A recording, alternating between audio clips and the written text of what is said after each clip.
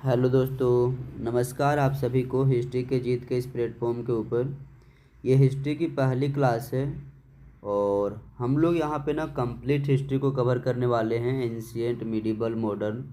और यदि आप ये कंटिन्यू करते हो क्लास को तो लाइफ में कभी भी हिस्ट्री को लेकर के कोई प्रॉब्लम नहीं आएगी। आप लोगों को कई सारे प्रॉब्लम होती है कि हिस्ट्री बहुत वास्ट है।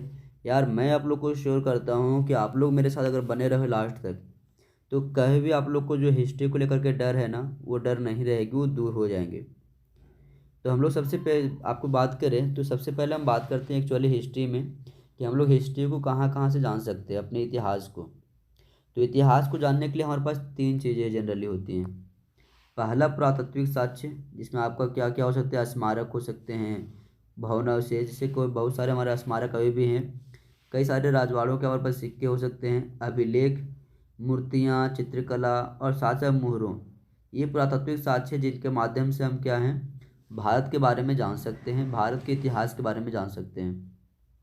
दूसरा है विदेशी यात्रियों का विवरण, जैसे कि यूनानी, रोमन, अरबी, चीनी। इन यात्रियों का हम लोग जो है, उन्होंने जो लिखा है उनके इतिहास से हम लोग जान सकते हैं। और तीसरा है साहित्यिक साक्ष्य, जिसमें धार्मिक साहित्यक हैं और दूसरा है गैर धार्मिक साहित्य। धार्मिक को भी हम लोग दो कैटेगरी में बांटते हैं, ब्राह्मण साहित्य और दूसरा गैर ब्राह्मण साहित्य। ब्राह्मणों में हमारा वेद आता है, वेद जो कि चार हैं, ऋग्वेद, सामवेद, यजुर्वेद, अथर्ववेद। फिर उपनिषद है। मैं सारे को डिटेल्स में बताऊंगा, बिल्कुल आप निश्चिंत रहे, ठीक है। मैं सारे को आप लोगों के साथ एक एक करके सारे टॉपिक कवर करने वाला हूँ। आप लोग का मैं वादा कर दूंगा हूँ कि आप लोग यार यदि हिस्ट्री को एंड तक देखते हो ना तो कभी कोई प्रॉब्लम नहीं होगी। पर आप सबसे रिक्वेस्ट है कि यार इस प्लेटफॉर्म का आप सपोर्ट करो, सब्सक्राइब करके रखो इसे, और दोस्तों के साथ इस क्लास को ज़रूर शेयर करना यार। आप लोग के बस इतना ही छोटी सी रिक्वेस्ट है। और लाइक करके कमेंट्स करना और बताना यार कि वीडियो आप लोग को हेल्पफुल हुई या नहीं। जब कंटिन्यू रखोगे खुद आपको मालूम पड़ जाएंगे, ठीक है। अगला अगर गैर ब्राह्मण साहित्य में देखें तो हमारे पास मुख्यतः दो ही हैं, एक बौद्ध ग्रंथ और दूसरा जैन ग्रंथ। बौद्ध में कौन कौन सा, तो सुत्त पिटक हो गया, विनय पिटक, अभिधम पिटक, महावंश, दीपवंश, बुद्ध चरित। जबकि जैनों में बात करें हम लोग तो कल्प सूत्र, भगवती सूत्र, आचरांग सूत्र।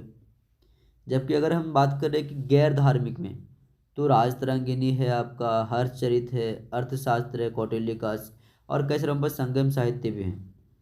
तो चलो हम आगे बात करते हैं पुरातात्विक स्रोत के बारे में। तो प्राचीन भारत के इतिहास के अध्ययन के लिए पुरातात्विक स्रोत सबसे अधिक प्रामाणिक माने जाते हैं। आप ही देखो ना, कुछ बोलता है तो उसके बारे में विश्वास थोड़ा आप कम करते हो। लेकिन यदि आपके पास कोई वीडियो रिकॉर्ड लेकर के आ जाए कि देखो सच में वो ऐसा बोला था आपको, तो आप 100% श्योर हो जाते हो ना, क्योंकि आपके पास स्रोत मिला है और वो भी पक्का स्रोत। उसी प्रकार से हम लोग साहित्यिक स्रोतों के कंपेरिजन में अगर देखें तो पुरातात्विक स्रोतों को क्या करते हैं, अधिक प्रामाणिकता देते हैं। और इसके अंतर्गत क्या होती है, खुदाई से निकली सामग्री जैसे कि सिक्के, अभिलेख, भवन, मूर्ति, चित्रकला, ये शामिल होती हैं।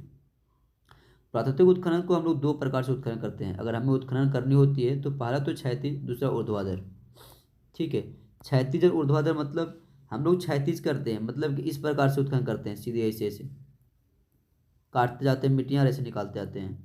और दूसरा होता है ऊर्ध्वाधर, यहाँ से यहाँ के बीच के एकदम पूरा गड्ढा कर दिए पूरी तरह से, और यहाँ का सारा मिट्टी हम बाहर निकाल रहे हैं। तो हम लोग इस प्रकार से दो तरह से करते हैं, पहला क्षैतिज और दूसरा ऊर्ध्वाधर।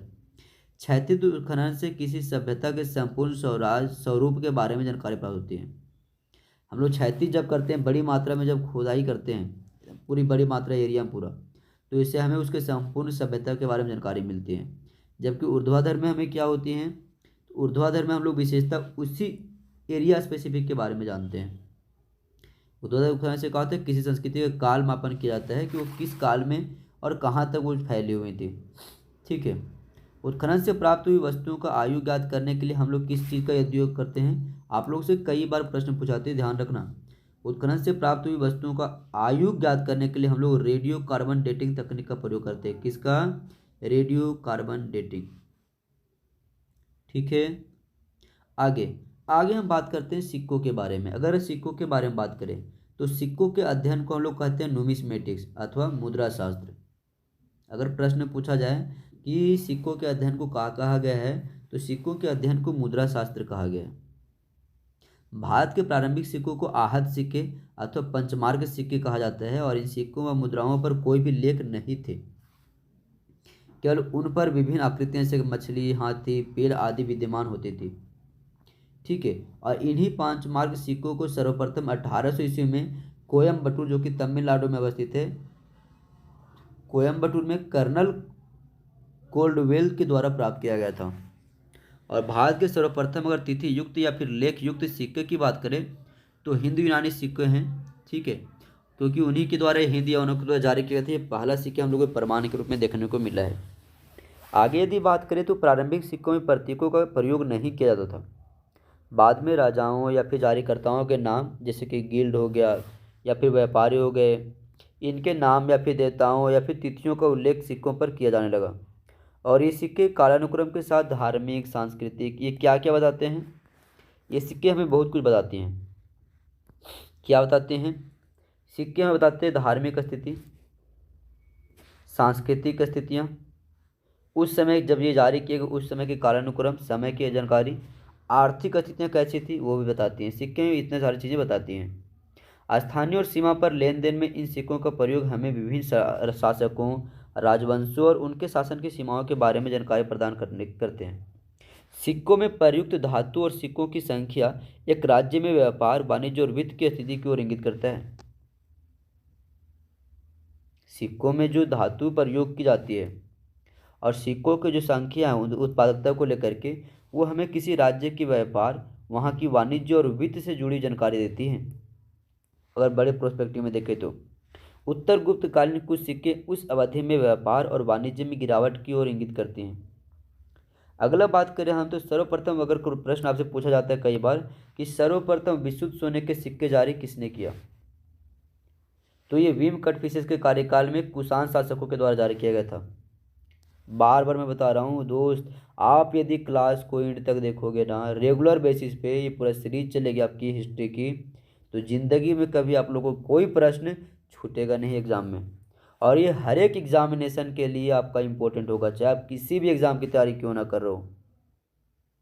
अगर आपके पास जनरल अवेयरनेस और हिस्ट्री की सिलेबस इंक्लूड है उस एग्जामिनेशन में, तो यहाँ से प्रश्न भर भर के पूछे जाती हैं। तो आप इसे सब्सक्राइब करके रखो और दोस्तों के साथ जरूर शेयर करना।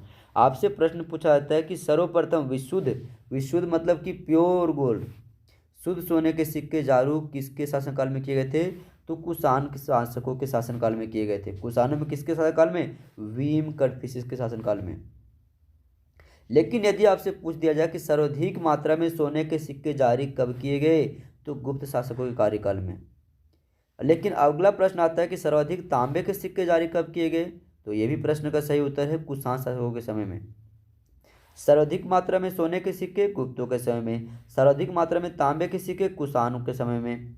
शीशे के टी और साथ ही साथ टीने चलाए गए किसके समय में? सातवाहनों के समय में। और सर्वाधिक सिक्के जारी किए गए मौर्य शासकों के समय में। तो ये तो थे सिक्के के बारे में। अगला आते हैं इपिग्राफी, पुरालेख शास्त्र क्या होती है। तो अभिलेखों के अध्ययन को पुरालेख शास्त्र कहते हैं। जिस किसी अभिलेख को हम पढ़ते हैं, उसकी अध्ययन करते हैं, उसकी स्टडी को ही हम लोग क्या कहते हैं? पुरालेख शास्त्र कहते हैं। जबकि प्राचीन लिपियों अगर हैं तो उसके अध्ययन को हम पैलियोग्राफी कहते हैं। अगर पहले की पुरानी हमारे पास कोई लिपि है, चाहे ताम्रपत्रों में कोई चीज़ें लिखी गई, अगर हम उसके अध्ययन कर रहे हैं तो हम उसे पैलियोग्राफी कहते हैं। भारत में अधिकतर अभिलेख मुहरों, प्रस्तर, स्तंभों, चट्टान, तांबों की पत्रों, मंदिर की दीवारों और ईंटों पर चित्र का उत्कीर्ण है। सर्वप्रथम इन्हें 300 ईसा पूर्व भाषा में लिखा गया था। सर्वप्रथम इसे कौन सी भाषा में? प्राकृतिक भाषा में। और कब की मानी जाती है? ये 300 ईसा पूर्व की मानी जाती है। मैं दोबारा बता दे रहा हूँ आप लोगों को कि सर्वप्रथम हमें बताया गया है कि सर्वप्रथम इन्हें जो है, इन्हें मतलब किसको? पुरालेख शास्त्र की बात कर रहा है, प्राकृत भाषा में लिखा गया था। और उसके बाद फिर संस्कृत में, और इसके बाद कई सारे क्षेत्रीय भाषाओं में लिखा जाने लगा। अभिलेखों से सामान्य जन, अधिकारी, सामाजिक, धार्मिक और प्रशासनिक, जैसे कि अशोक के अभिलेख प्रशासन को भी बताता है, इन सब के बारे में जानकारी हमें मिलती है। साथ ही साथ शाही आदेश के बारे में भी पता चलता है। अगला अगर हम बात करें तो मौर्योत्तर और गुप्त काल के अधिकांश अभिलेख कार्पस इंस्क्रिप्शन इंडेकेरम नामक ग्रंथ में संकलित है। सबसे अधिक अभिलेख मैसूर संग्रहालय में संग्रहित है। सबसे अधिक अगर संग्रहालय में अगर देखा जाए सबसे अत्यधिक मात्रा में अभिलेख कहाँ पे हैं, तो कर्नाटक के मैसूर में एक संग्रहालय है, उसी म्यूजियम में सर्वाधिक मात्रा में अभिलेख देखा गया है। अभी भी है, आप जाके देख सकते हो कहीं भी। अशोक के अभिलेख जो है वो ब्राह्मणी, खरोष्टी, ग्रीक और अरमाइक लिपियों के रूप में प्रयोग हुआ है। तो अशोक के अभिलेख में क्या क्या हमें देखा गया है, तो अशोक के अभिलेखों का कौन कौन सी लिपि हुई है, ब्राह्मी अभिलेख, ब्राह्मणी लिपि का उपयोग हुआ है, खरोष्टी का हुआ है, ग्रीक का हुआ है, अरमाइक लिपियों का प्रयोग हुआ है। अभिलेखों में प्रयुक्त लिपियां देखें तो प्राकृतिक लिपि, आरंभिक अभिलेख प्राकृत भाषा में है। प्राकृतिक लिपि में अगर बात करें तो आरंभिक अभिलेख जो कौन से भाषा में है, प्राकृत भाषा में, ठीक है। लेकिन यदि हम बात करें खरोष्टी लिपि की, तो यह लिपि दाएं से बाएं ओर लिखी जाती है, जबकि ब्राह्मणी लिपि बाईं ओर से दाईं ओर लिखी जाती है। साथ ही अगर यूनानी और अरमाइक लिपि की बात करें तो पाकिस्तान एवं अफगानिस्तान में अशोक के अभिलेख में इन लिपियों का प्रयोग हुआ है। 1837 में जेम्स प्रिंसेप ने इन अभिलेखों की ब्राह्मी लिपि में सर्वप्रथम पढ़ा था। कुछ अभिलेखों से दान, भूमि, अनुदान और राजाओं साथ साथ विजेताओं जैसे कि समुद्रगुप्त और पुलकेशिन द्वितीय आदि की उपलब्धियों की जानकारी हमें मिलती है अभिलेखों से ही। सर्वाधिक प्राचीन जो कि 1400 BC की है, सर्वाधिक प्राचीन अभिलेख मध्य एशिया के बोगज से प्राप्त हुआ है। अगर आपसे प्रश्न पूछी जाती है कि सर्वाधिक मात्रा में प्राचीन अभिलेख किस एरिया से प्राप्त हुए हैं, तो मध्य एशिया से, और मध्य एशिया में कौन से पार्ट से, बोगज से। इस अभिलेख पर इंद्र, वरुण, मित्र एवं नासत्य नामक वैदिक देवताओं के बारे में जानकारी प्राप्त होता है और इसकी खोज 1907 ईस्वी में ह्यूगो विंकलर के द्वारा की गई थी। और इसकी लिपि की बात करें तो किलाक्षर है। कौन सी अभिलेख है, इस अभिलेख की लिपि किलाक्षर अभिलेख। आगे हम कुछ जानकारी जान लेते हैं, जैसे कुछ महत्वपूर्ण जानकारियां। गुप्त वंश के हमारे पास अगर कहें तो प्रयाग प्रशस्ति, गुप्त वंश के कुछ हमारे पास अभिलेख हैं, जैसे कि प्रयाग प्रशस्ति है, ठीक है, वो प्रयागराज के नाम पर दिया गया है। भानुगुप्त का है आपका, जो कि सागर मध्य प्रदेश में अगर पाया गया, एरन अभिलेख। रुद्रदामन जो कि सक्त थे, रुद्रदामन का कौन सा है, जूनागढ़ अभिलेख। रुद्रदामन का कौन सा है, जूनागढ़ अभिलेख। अगला आपका है अस्कंदगुप्त, अस्कंदगुप्त गुप्त वंश से थे, इनका है भीतरी स्तंभ अभिलेख, जो कि गाजीपुर में पाया गया है। खारवेल का हाथी गुम्फा अभिलेख। आप सबसे प्रश्न पूछी जाती है यहाँ से कि जूनागढ़ अभिलेख किस राजवंश से जुड़ा हुआ है, तो शक राजवंश से जुड़ा हुआ है और किसके द्वारा लिखित है, रुद्रदामन के समय की, रुद्रदामन की है। पुलकेशन द्वितीय का ऐहोल अभिलेख, खारवेल का हाथी गुम्फा अभिलेख। राजा भोज जो कि प्रतिहार राजा है, राजा भोज जो कि प्रथम प्रतिहार राजा है, इनका ग्वालियर प्रशस्ति। विजय सेन का देवपाड़ा अभिलेख। हर्षवर्धन जो कि वर्धन वंश से थे, इनका मधुवन एवं बांसखेड़ा अभिलेख। यशोवर्धन जो कि मालवा का नरेश थे, मंदसौर प्रशस्ति। और गौतमी बलश्री जो कि सातवाहन वंश थे, इनका नासिक अभिलेख। ये कुछ महत्वपूर्ण अभिलेख हैं जिससे बार बार प्रश्न पूछी जाती है। विशिष्ट तथ्यों से संबंधित कुछ अभिलेखों की अगर बात करें तो रुद्रदामन का जूनागढ़ अभिलेख संस्कृत भाषा में जारी प्रथम अभिलेख माना जाता है। याद रखना, रुद्रदामन का जूनागढ़ अभिलेख जो है, रुद्रदामन का जूनागढ़ अभिलेख वो संस्कृत भाषा में जारी पहला अभिलेख माना जाता है। पुलकेशन द्वितीय का ऐहोल अभिलेख उसके दरबारी कवि कृति के द्वारा रचित है। तो पुलकेशन द्वितीय का ऐहोल अभिलेख को किसने लिखा है, तो इसे उसी की दरबारी कवि, उनके दरबार में रहता था एक कवि जिसका नाम था कृति, उन्हीं के द्वारा रचित है। अशोक के प्रयाग स्तंभ अभिलेख कारुवती एवं तीवर का उल्लेख मिलता है इसमें। समुद्रगुप्त के प्रयाग प्रशस्ति की रचना उसके संधि विग्रह हरिसेन ने किया है। तो प्रयाग प्रशस्ति जो है समुद्रगुप्त से जुड़ा हुआ है, गुप्त वंश, ठीक है, और इसकी रचना किसने किया है, हरिसेन ने किया है। अगला है भानुगुप्त के एरन अभिलेख। इसमें सर्वप्रथम सती प्रथा जिसमें गोपराज नामक सैनिक की पत्नी थी, उनका लिखित साक्ष्य मिलता है। एरन अभिलेख भानुगुप्त का है, उसमें सर्वप्रथम हमें सती प्रथा की जानकारी मिलती है। चंद्रगुप्त द्वितीय के उदयगिरी गुहा अभिलेख के अनुसार उसका उद्देश्य संपूर्ण पृथ्वी को जीतना था। चंद्रगुप्त द्वितीय के उदयगिरी गुहा लेख है और इस गुहा लेख के अकॉर्डिंग अगर देखें तो इसको पढ़ने के बाद ये पता चलता है कि चंद्रगुप्त द्वितीय जो हैं, जिनको हम विक्रमादित्य बोलते हैं, उनका उद्देश्य था संपूर्ण पृथ्वी को जीतना। तो यहाँ से हम लोग अपने भारत के बारे में जानते हैं बेहतर तरीके से। तुमुन अभिलेख में कुमारगुप्त प्रथम को शरदकालीन सूर्य की तरह बताया गया है। स्कंदगुप्त के भीतरी अभिलेख में हुनों के आक्रमण का उल्लेख मिलता है। आगे यदि हम बात करें, अगर हम आगे बात करें इससे, तो विदेशी वीर हमारे पास कुछ आते हैं। ऐसे कुछ और हैं, जैसे मंदसौर अभिलेख में यशोवर्धन के जन्नेंद्र कहा गया है, और चंद्रगुप्त द्वितीय के विजयों का वर्णन हमें महरौली लौह स्तंभ लेख में मिलती है। कुछ विदेशी विवरण है हमारे पास, जैसे कि यूनानी, रोमन एवं चीनी इतिहासकार या फिर राजनीति तथा तीर्थ यात्रियों या फिर नाविकों या फिर खोजकर्ताओं आदि के विवरण। इनसे भी भारत के बारे में हम बहुत कुछ सीखते हैं। सिकंदर के आक्रमण की जानकारी पूरी तरह से ग्रीक को स्रोतों पर आधारित है। अगर हम बात करते हैं सिकंदर के बारे में कि सिकंदर आया था, ठीक है, उन्हें भारत के ऊपर आक्रमण किया, तो ये सब जानकारी हमें कहाँ से मिलती है? ये पूरी तरह से ग्रीक स्रोत है, ठीक है, रोमन स्रोत है, और वहीं से हमें यहाँ से मिलती है जानकारी। मेगास्थनी के इंडिका मौर्य काल के बारे में प्रमुख जानकारी हमें देती हैं। मौर्य काल के बाद जो हम अधिक कितना जानते हैं, वो कहाँ से जानते हैं? मेगास्थनी के इंडिका से जानते हैं। भारत और रोमन साम्राज्य के बीच व्यापार संतुलन का वर्णन प्लिनी के नेचुरल हिस्टोरिया से प्राप्त हुआ है। आज हम जो जानते हैं भारत और रोमन साम्राज्य के बीच जो चल रहा था ट्रेड बैलेंस ऑफ ट्रेड कर सकते हो, या जो ट्रेड चल रहा था, वो जानकारी हमें कहाँ से मिलती है? तो प्लिनी की जो है नेचुरल हिस्टोरिया, उसी से हमें मिलती है, नेचुरल हिस्ट्री से। इन यात्रियों का उस समय के राजाओं ने स्वागत भी किया था, और उन्होंने लगभग हर उस पहलू के बारे में लिखा जो उन्हें वहाँ देखा था। जैसे उनकी वास्तुकला को देखा तो उन्होंने लिख लिया, सामाजिक विभाजन, धार्मिक और सांस्कृतिक प्रथाएं के बारे में वो पूरी तरह से जिक्र किए। जिसमें से कुछ अगर बात करें प्रमुख, तो हेरोडोटस जो कि एक यूनानी लेखक था, इन्होंने हिस्टोरिया नामक पुस्तक की रचना की। हेरोडोटस ने किसकी रचना की? हिस्टोरिका का। इन्हें इतिहास का पिता कहा गया है, ठीक है, तो इन्हें क्या कहा गया है? इतिहास का पिता कहा गया है, हेरोडोटस को याद रखना। मेगास्थनी ये सेल्यूकस के राजदूत के रूप में चंद्रगुप्त मौर्य के दरबार में आया था। इन्होंने इंडिका नामक अपनी खुद की एक पुस्तक लिखी। अगला है स्ट्रूबो, इन्होंने मेगास्थनी के विवरण को काल्पनिक माना है। और तीसरा, अगला चौथा अगर बात करें तो टॉलमी का है जियोग्राफी। इसमें भारत के अगर देखा जाए प्राचीन भारतीय भूगोल व वाणिज्य की प्रमुखता दी गई है इसमें। तो ये तो कुछ यूनानी लेखक थे। अगले लेखक हमारे पास है चीनी।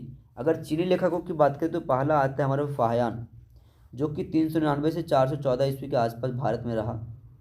यह चंद्रगुप्त द्वितीय के शासनकाल में भारत आया था। पता है आप लोगों से प्रश्न क्या पूछा जाती है? प्रश्न पूछा जाती है कई सारे अलग अलग एग्जामों में कि आप बताइए कि फाहयान किसके शासनकाल में भारत आया था। तो फाहयान आया था चंद्रगुप्त द्वितीय का शासनकाल में। इनकी रचना का नाम है फोगुओजी। इनकी रचना का क्या नाम है? इन्होंने जो लिखा है उसका फोगुओजी। इसमें भारत के सामाजिक, आर्थिक व धार्मिक स्थितियों का विवरण है। अगला है हेनसांग, ये हर्षवर्धन के समय भारत आए थे और इनकी रचना का नाम है शी यू की। अगला चीनी यात्री है इत्सिंग, इन्होंने प्रसिद्ध बौद्ध भिक्षुओं की आत्मकथा लिखी और नालंदा एवं विक्रमशिला विश्वविद्यालय का भी पूरी तरह से जिक्र किया है।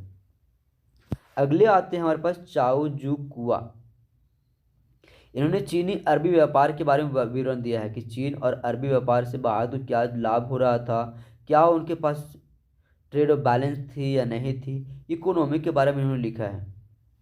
तो ये तो कुछ चीनी अभिलेख थे हमारे पास। अगले हमारे पास कुछ स्रोत मिलती हैं रोमन से, जिसे रोमन में किसका? प्लिनी का। प्लिनी का कौन सा सर? रोमन में आपका है नेचुरल हिस्ट्री। क्वेश्चन पूछी जाती है कि नेचुरल हिस्ट्री के रचनाकार का नाम क्या है? तो प्लिनी नाम है। इन्होंने अपनी रचना नेचुरल हिस्ट्री में भारत और इटली के बीच होने वाले व्यापारिक संबंधों का विवरण दिया है। अगला है एक अरबी लेखक जिसका नाम है सुलेमान। इन्होंने 9वीं शताब्दी में भारत का भ्रमण किया था और इसकी रचना का पता है क्या नाम है? सिलसिला उत तवारिख, जिसमें पाल, प्रतिहार व राष्ट्रकूट राज्यों का वर्णन किया इन्होंने। अगला है इसका आपका अलबरूनी, ये भी अरबी ही है। अलबरूनी की बात करें तो इनकी रचना फतहुल बुल्दान थी। इसमें भारत पर अरब आक्रमण का विवरण दिया है। नेक्स्ट है अल मसूदी, इनकी रचना महियल जहान थी। इसमें उन्होंने प्रतिहार, पाल व राष्ट्रकूट नरेशों के मध्य स्वाभाविक शत्रुता एवं राजनीतिक प्रतिस्पर्धा का वर्णन किया है। और अंत में सबसे प्रमुख आते हैं हमारे कौन, अल बरूनी। ये गणितज्ञ एवं ज्योतिषी भी थे।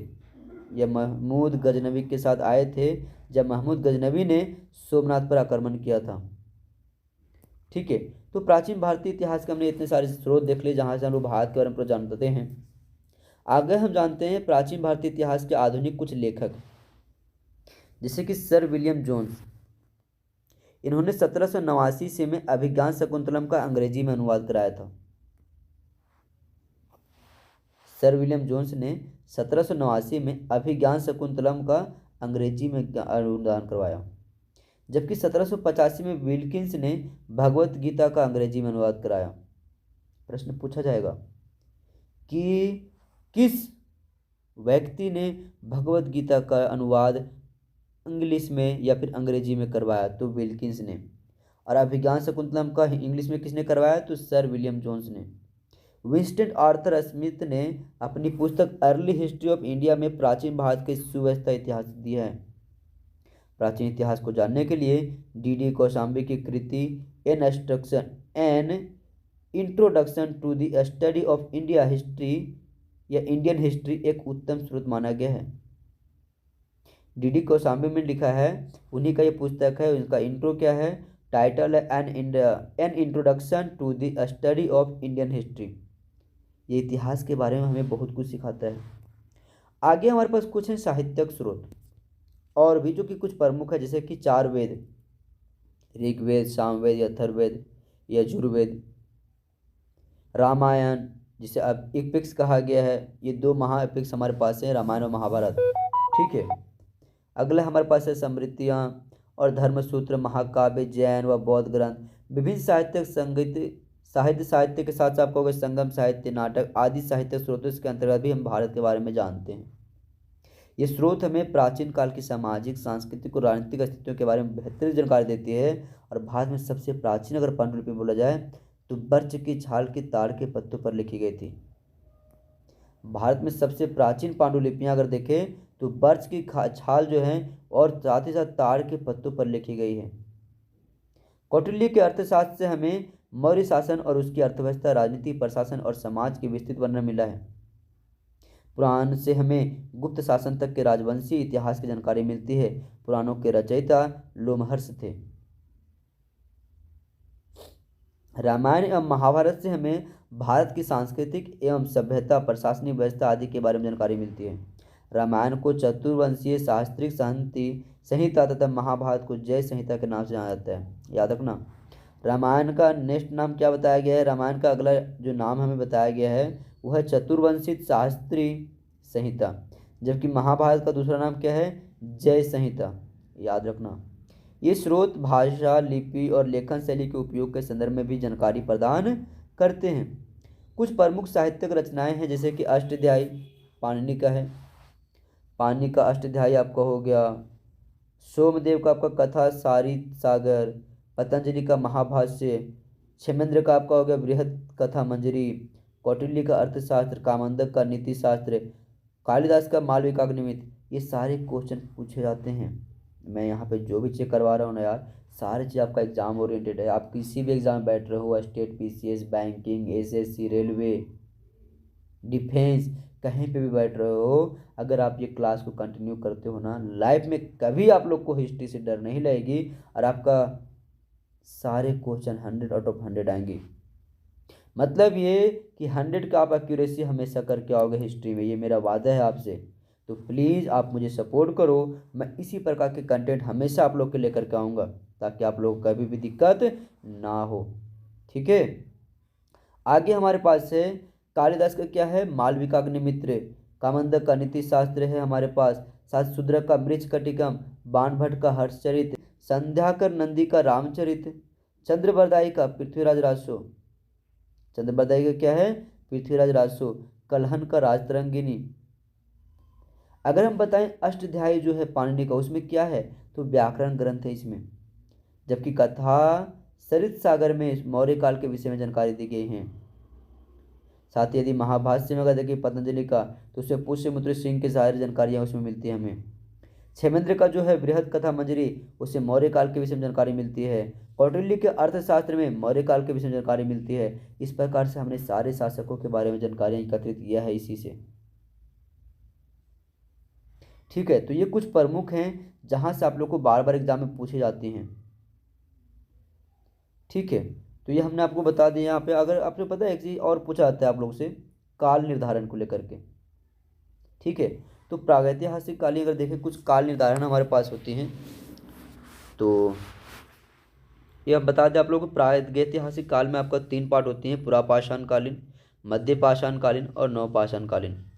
पुरापाषाण में आपका 3 काल होता है, आपका नव पुरापाषाण, मध्य पुरापाषाण, पुरापाषाण उच्च वाला। जो पुरापाषाण काल है वो आपका कितने वर्ष के कितने बीच है, तो 25 लाख से 8,000 ईसा पूर्व।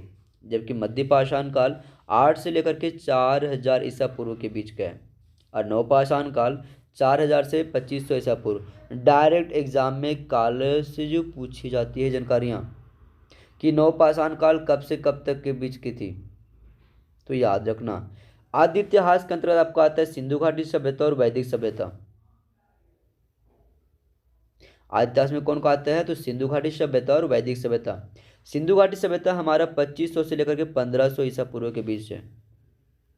इसे भी 2 काल में बांटा गया है, एक वैदिक काल और एक उत्तर वैदिक। ठीक है, ये आपका वैदिक वाले की बात कर रहा हूँ। वैदिक काल को आपका जो है 2 में बांटा गया है। वैदिक काल आपको कौन कौन सा आती है वेद में, आपका ऋग्वेद, यजुर्वेद, सामवेद, अथर्ववेद जानते हो ना।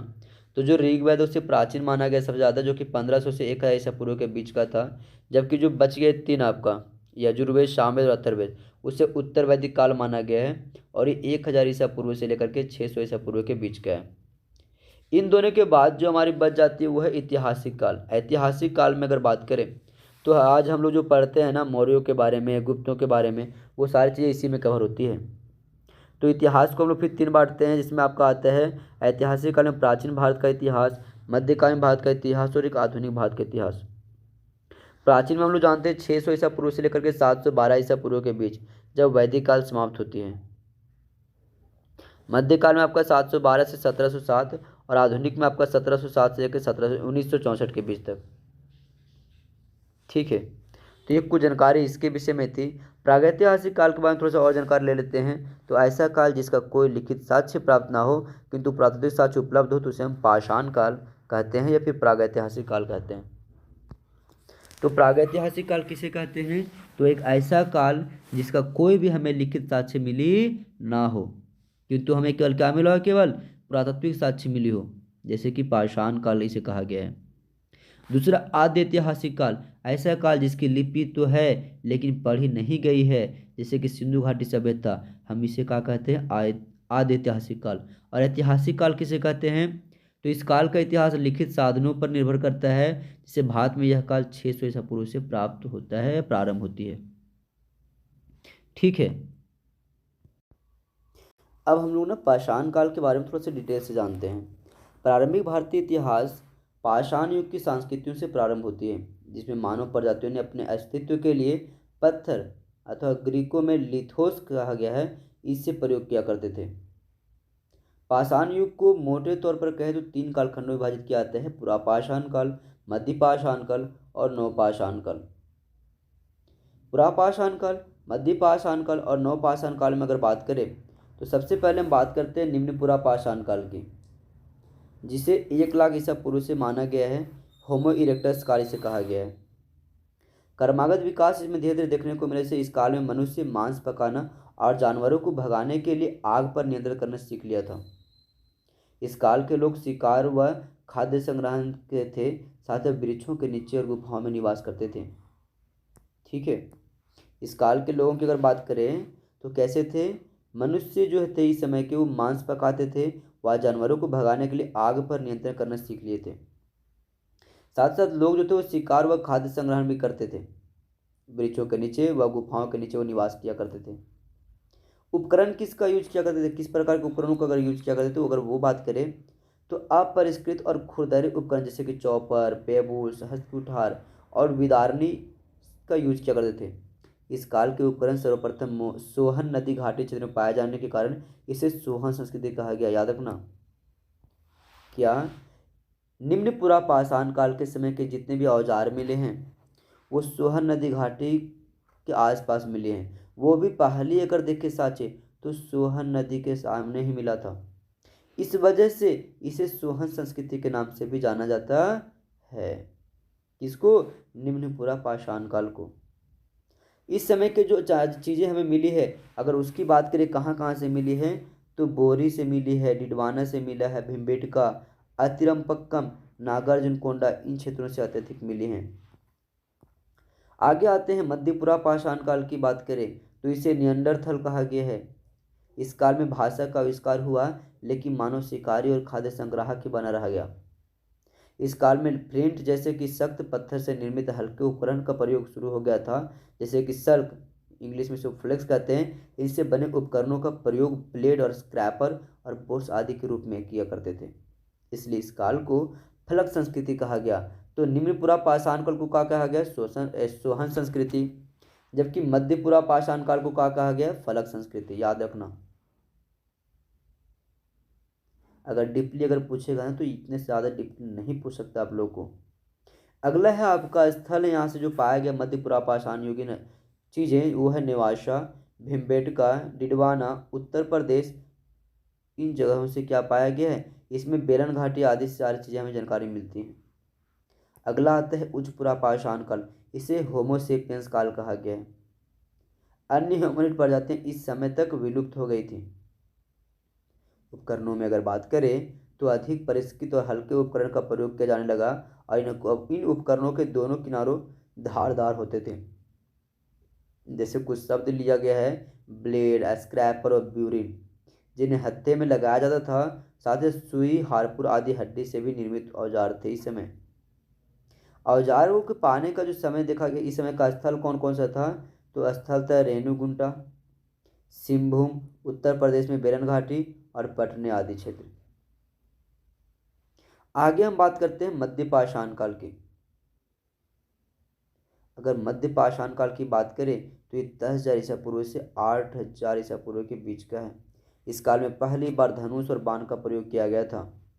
अगर आपसे प्रश्न पूछी जाती है कि पहली बार धनुष व बाण का प्रयोग किस काल में हुआ था तो इसका सही आंसर होगा मध्य पाषाण काल में। इससे बड़े जानवरों को शिकार किया जाना आसान हो गया और पहली बार सावधान के बारे में भी जानकारी होती है और पत्थर से बने गहनों के प्रयोग के बारे में हमें जानकारी मिलती है मध्य पाषाण काल में। इस समय लोग जो होते हैं पालतू जानवरों को बनाना शुरू कर, जैसे कि भेड़ और बकरियों को। उपकरण हमें जो मिले हैं वो मैक्रोलिथिक के उपकरण है, जैसे कि सूक्ष्म औजार हो गए हैं, पत्थरों से बने परिष्कृत औजार हो गए हैं। और यह पूरा पाषाण काल और नवपाषाण काल के बीच के संक्रमणकालीन अवधि है। मध्य पाषाण काल किसके किसके बीच की अवधि है? तो ये आपका जो है वो पुरा पाषाण काल और नवपाषाण काल, इन दोनों के बीच का जो है ना गैप, उसी गैप में आपका मध्य पाषाण काल था।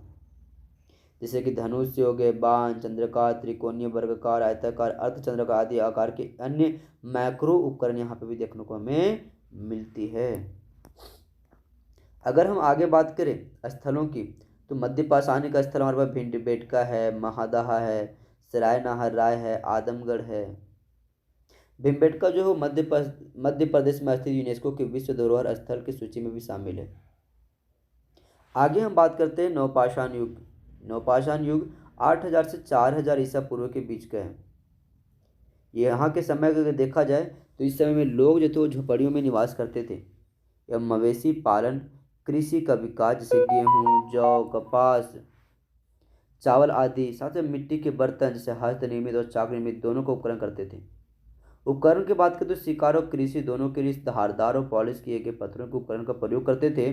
उदाहरण के जैसे खंजर हो गया आपका, गड्ढा हो गया आपका, ठीक है, गट्ठा कहा गया इसको, ठीक है। गट्ठा के बनने के लिए छड़ी का उपयोग, सील पीसने के लिए पत्थर, दराती आदि, इन सारी चीज़ों को वो उपयोग किया करते थे।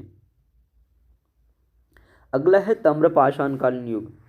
अगर हम ताम्रपाषाणकालीन युग की बात करें तो ताम्रपाषाणकालीन संस्कृति के अतिरिक्त भारत में उत्तरी गंगा घाटी व गंगा यमुना दोआब क्षेत्र के स्तर से प्राप्त ताम्र उपकरण प्राप्त हुआ है।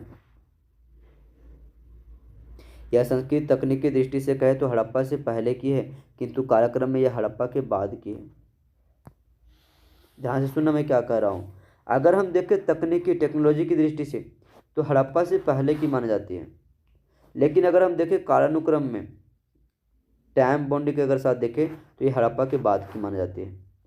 मानव के द्वारा तांबा, जो कि 5000 ईसा पूर्व के बाद का है, तांबा के रूप में पहली धातु प्रयोग लाई गई थी ताम्रपाषाण युग में ही। ताम्रपाषाण नाम सुनने से ही लग रहा है कि तांबे का अधिकता यहाँ पे होगी। यह जो है संस्कृत पत्थर तो तांबे के औजार पर आधारित थी। मतलब संस्कृति, इसकी संस्कृति किस पर आधारित थी? पत्थर व तांबे के औजारों के ऊपर। यही कारण है कि इसे ताम्रपाषाण युग के नाम से भी जाना जाता है। इस समय के आगे आ गया कि अस्थायी जीवन लोग बिताने लगे थे, सामुदायिक जीवन की शुरुआत होने लगी थी। फसलों में देखा है तो जौ, गेहूँ, मसूर, बाजरा, रागी, मटर, काला चना इत्यादि, साथ ही कपास का उपयोग भी शुरू हो गया था इस समय। बानास, इस काल के कुछ दो प्रमुख संस्कृतियां थी, जैसे कि बनास, जिसे आहार संस्कृति कहा गया है। ये बनास संस्कृति राजस्थान में फैली हुई थी। इस क्षेत्र की ताम्रपाषाण संस्कृति को बनास नदी के नाम पर बनास संस्कृति की संज्ञा दी गई है और इसे आहार या आहार संस्कृति भी कहा जाता है। आहार का प्राचीन नाम ताम्रपति अर्थात तांबे वाली जगह है, क्योंकि यहाँ पत्थर की जगह ज़्यादातर तांबे के औजार प्राप्त होते थे। अगला है मध्य प्रदेश में है कायथा संस्कृति। कायथा स्थल मध्य प्रदेश में छोटी काली सिंध नदी, जो कि चंबल नदी की एक सहायक नदी है, उसी के दाहिने किनारे पर स्थित है। कायथा संस्कृति वर्तमान मालवा क्षेत्र में सबसे पहले प्रख्यात कृषि बस्ती का प्रतिनिधित्व करती है और इसमें उन्नत तांबे धातु विज्ञान और पत्थर के ब्लेड उद्योग में शामिल है। कुछ चीजें जैसे कि शिल्प व बर्तन की बात करें इस समय के, तो तांबे और पत्थरों से बने औजार का प्रयोग किया जाता था। ताम्रपाषाण काल में तांबे व पत्थर के बने औजारों का प्रयोग किया जाता था। शिल्पकारों के रूप में ताम्रकारों और बुनकरों का विकास होना शुरू हो गया था। काले व लाल मृत भांडों का प्रयोग किया जाता था और काले मृत भांड के ऊपर विभिन्न आकृतियां भी बनाई जाती थी। उपकरण या प्रतिमाएं अगर देखें इस समय के, तो चाकू, कुल्हाड़ी, मछली पकड़ने के कांटे, छेनी, पिन और छड़ी आदि तांबे और इसकी मिश्रित धातु भी निर्मित किए जाते थे। कुछ स्थल यहाँ पे आपको बताई गई हैं, ठीक है। आगे यहाँ पे आपका जो है ताम्रपाषाण संस्कृति के बारे में बताई गई है, तो कब कब का इसको जान लो थोड़ा सा। जैसे कि आपका आहार संस्कृति 2800 से 1500 ईसा पूर्व के बीच का है। कायथा संस्कृति आपका जो 2450 से 1700 के बीच का है। सावलदा संस्कृति आपका 2300 से 2000 ईसा पूर्व। प्रभात संस्कृति 2000 से 1400। मालवा संस्कृति आपका 1900 से 1400। रंगपुर संस्कृति 1700 से 1400 ईसा पूर्व, जबकि जोरवे संस्कृति 1500 से 900 ईसा पूर्व के बीच का है। सीमाओं की अगर बात करें तो पालतू जानवरों का पूरी तरह से उपयोग नहीं किया जा सकता। लौह, अश्व और लिपि से अपरिचित थे वे लोग। किस किस से? लोहे से, अश्व, घोड़े, अश्व मतलब कहते घोड़े, और लिपि से अपरिचित थे। शिशु सावधान की बड़ी संख्या उच्च बाल मृत्यु दर की ओर संकेत करता है। अत्यधिक मात्रा में शिशुओं का यहाँ पे क्या देखा गया? अवशेष देखा गया है। और इस समय क्या पता चलती है कि इस समय जो आपका जो है ना वो बाल मृत्यु दर बहुत ज़्यादा था। अगला आता है लौह युग। मानव सभ्यता के विकास क्रम में लोहे का प्रयोग मनुष्य 2000 ईसा पूर्व में या इसके आसपास प्रयोग करना सीखा था। तो लोहे का उपयोग करना कब सीखा उन्होंने? 2000 ईसा पूर्व के आसपास। तो मानव सभ्यता के विकास क्रम में लोहे का प्रयोग मनुष्य जो है वो 2000 ईसा पूर्व के आसपास प्रयोग करना सीख लिया था, परंतु इसका प्रयोग कुछ सामुदायिक तक ही सीमित था, पूरी तरह से नहीं था। एशिया माइनर जो कि तुर्की में अवस्थित है, इसकी हित्ती जाति ने लौह की निर्माण की तकनीकें और खोज ली। लोहे और ढलाई 1400 ईसा पूर्व में होनी शुरू हो गई थी। भारत में लौह युग का प्रारंभ 1000 ईसा पूर्व के लगभग माना जाता है। व्हीलर के अनुसार ऐसा माना गया है। और भारत में सर्वप्रथम लोहे का प्रयोग ईरान के हकमनी शासकों के द्वारा किया गया था। ठीक है, भारत में लोहे के साथ लगभग जो है 1000 ईसा पूर्व में अंतरजी खेड़ा, जैसे कि एटा जिला में है उत्तर प्रदेश का, उससे प्राप्त हुआ है। ठीक है, तो ये सारी चीज़ हमने यहाँ पे आज कवर की। अगले वीडियो जो हमारी आएंगी वो इनकी क्वेश्चन आंसर पर आधारित होगी कि इस टॉपिक से रिलेटेड क्या क्वेश्चन बन सकते हैं, ताकि आप लोग का ये टॉपिक पूरी तरह से कवर हो जाए और किसी भी एग्जाम में आप बैठो तो कोई दिक्कत इस टॉपिक से ना रहे। और उसके बाद जब MCQ हमारा कंप्लीट हो जाएगा, MCQ का क्लास, तो फिर नेक्स्ट क्लास आपका आएगा किससे जुड़ा हुआ? हड़प्पा सभ्यता या सिंधु घाटी सभ्यता से जुड़ा हुआ। हमने सारे कुछ आपके लिए ना चैप्टर वाइज बनाए हुए हैं, ताकि भविष्य में कोई दिक्कत ना हो, और सारे चीज़ आपके साथ डिलीवर करेंगे। मेरा पीडीएफ और सारे बुक तैयार हो चुका है। ठीक है, आप लोग बिल्कुल निश्चिंत रहे, भविष्य में कोई दिक्कत नहीं होगी, ये मैं आपको गारंटी देता हूँ यार। मैंने कई सारे एग्जाम दिए और उसका एक्सपीरियंस मैं आप लोगों के साथ साझा कर रहा हूँ।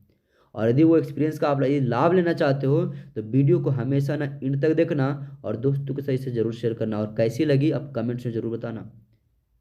और सब्सक्राइब करके रखो इस वीडियो को। अगले वीडियो में फिर से मिलते हैं, तब तक के लिए थैंक यू दोस्तों आप सभी को।